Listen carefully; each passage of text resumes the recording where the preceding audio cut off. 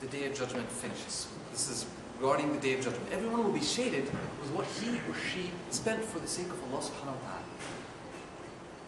حتى يفض الناس, until the judgment is done, until people disperse. So we are shaded with what we spent.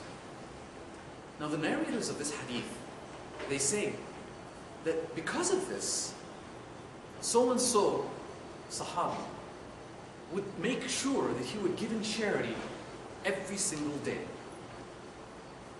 even if it's a loaf of bread.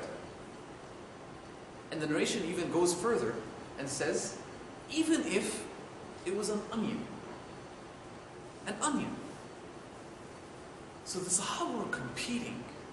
They wanted to attain this. They hear this hadith and they act upon it immediately.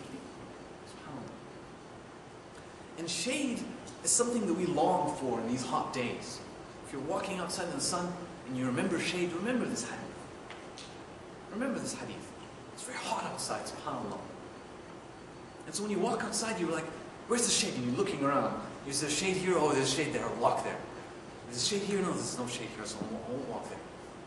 We try to seek the shade and try to walk in it, because shade is something that cools us. Likewise, the Sahaba sought shade on the Day of Judgment by making sure that they would give in charity every day.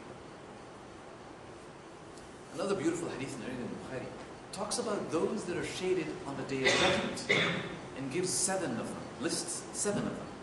One of them is a man or a woman who has donated for charity what with their right hand, what their left hand does not know and does not count. Interesting analogy. You donate with your right hand what your left hand doesn't know and doesn't count. In other words, you've given in charity what you have not actually counted. You have not counted how much you've given in charity.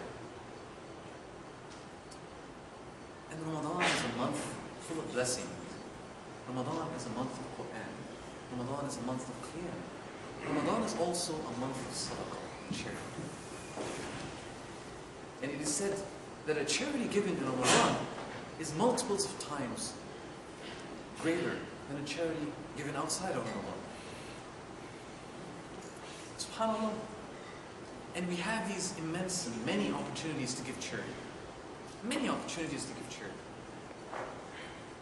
We hear of the famine in Somalia. A famine. Sometimes we read the word famine. And perhaps the word famine has been associated with Somalia for so long, subhanAllah.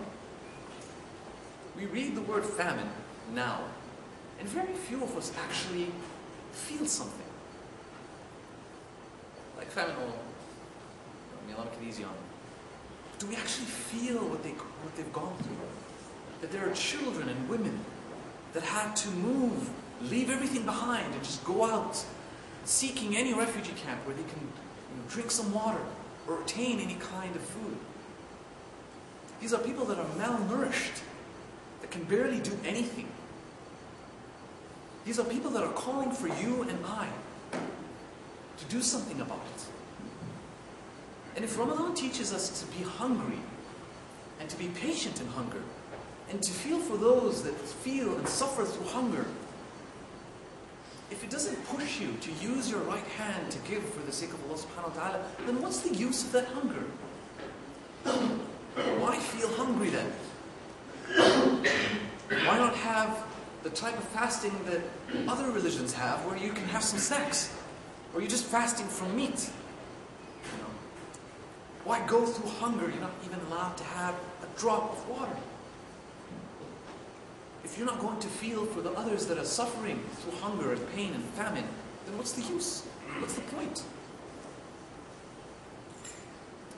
SubhanAllah, these are calling us. A famine has struck our ummah. And the Prophet ﷺ is reported to have said a very beautiful hadith, where he gives an example and an instruction.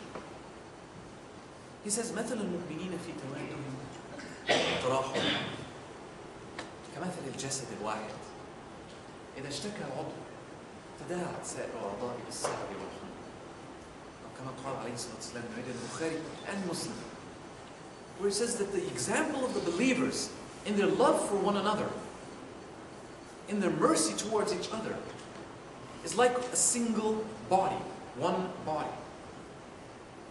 If one organ in that body, if one part of that body complains, just a complaint, then the remainder of the body, the remaining parts, the remaining organs in the part of the body would stay up at night, sleepless and feverish. That's the description given in the hadith. Sahar, which means sleeplessness, and humma, which means feverish. How many of us actually feel feverish and sleepless because of what is happening in Somalia?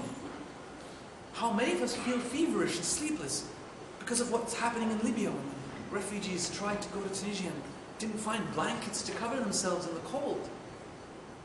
How many of us actually felt that way? Felt feverish and sleepless? Or do we sleep very sound and deep sleeps, as if nothing happened? SubhanAllah. This is the instruction.